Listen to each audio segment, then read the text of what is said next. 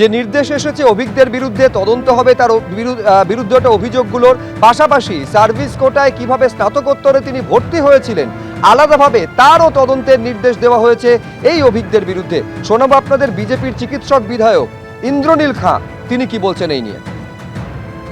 রাজ্যের তৎকালীন প্রাক্তন মুখ্যমন্ত্রী মাননীয়া মমতা বন্দ্যোপাধ্যায় ছিলেন এবং তিনি মাননীয়া থাকাকালীন যেভাবে করে নানা ধরনের দুর্বৃত্তদের মাধ্যম দিয়ে এই স্বাস্থ্য দপ্তরটা তিনি চালাতেন নিজে স্বাস্থ্যমন্ত্রী হয়ে, এবং তার প্রতিফলন কিন্তু আরজিকর কাণ্ডে আমরা দেখতে পেয়েছি সেখানে। এবং পুরো একটি হাসপাতাল জুড়ে কোথাও থ্রেড কালচার, কোথাও সিন্ডিকেট, কোথাও দুর্বৃত্তদের একটা পুরো অপারেশন চলছে এবং বিভিন্ন ধরনের ট্রান্সফার পোস্টিং সব কিছুর মধ্যে দিয়ে যারা এই মমতা বন্দ্যোপাধ্যায়ের ডান হাত বাঁ হাত হয়ে যারা বিভিন্ন ধরনের অন্যায় করে গেছে দিনের পর দিন ধরে, অন্যায়ভাবে এমডি সিট জোগাড় করেছিল, অন্যায়ভাবে মমতা বন্দ্যোপাধ্যায়ের মাধ্যম দিয়ে বিভিন্নভাবে তারা একটা পুরো যে সিন্ডিকেট একটা মাফিয়া চালিয়ে গেছিল স্বাস্থ্য দপ্তরগুলোর মধ্য দিয়ে, বিভিন্ন মেডিকেল কলেজ হাসপাতালের মধ্য দিয়ে, সেই সকল অন্যায়ের কিন্তু সুবিচার হবে এবং সেই সুবিচারের একটি প্রক্রিয়া আজকে দেখতে পেলেন।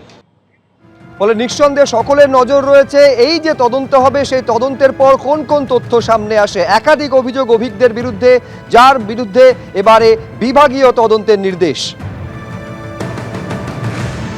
আজকে ডক্টর অভিজ্ঞদের ওপরে যে একটা ডিপার্টমেন্টাল এনকোয়ারির যে নির্দেশিকা আজকে হয়েছে, আমরা সার্ভিস ডক্টরস ফোরামের পক্ষ থেকে স্বাগত জানাচ্ছি। আমরা মনে করি এর অনেক আগেই ডিপার্টমেন্টাল এনকোয়ারি হওয়া উচিত ছিল, কারণ তার এই পোস্ট গ্রাজুয়েশনে ঢোকা নিয়ে যে অভিযোগ, যে অনিয়মের অভিযোগগুলো ছিল সেটা নিয়ে আমরা হাইকোর্ট পর্যন্ত গিয়েছিলাম এবং নানান অনিয়ম তো সেখানে রয়েছে, ফলে সেগুলো বেরিয়ে আসুক সত্যাসত্য। আমরা এরও দেখেছি এত বড় প্রভাবশালী তিনি, তিনি অভয়কাণ্ডে যখন আরজি করে ঘটনা ঘটছে তারপর দিন তিনি তাকে মানে ফিঙ্গারপ্রিন্ট এক্সপার্ট হিসাবে তাকে দেখানো হয়েছে, অথচ তিনি একজন সার্ভিস পিজিটি সাসপেন্ডেড অবস্থায় রয়েছে, সেই অবস্থায় তাকে ফিঙ্গারপ্রিন্ট এক্সপার্ট হিসাবে তাকে দেখানো হচ্ছে।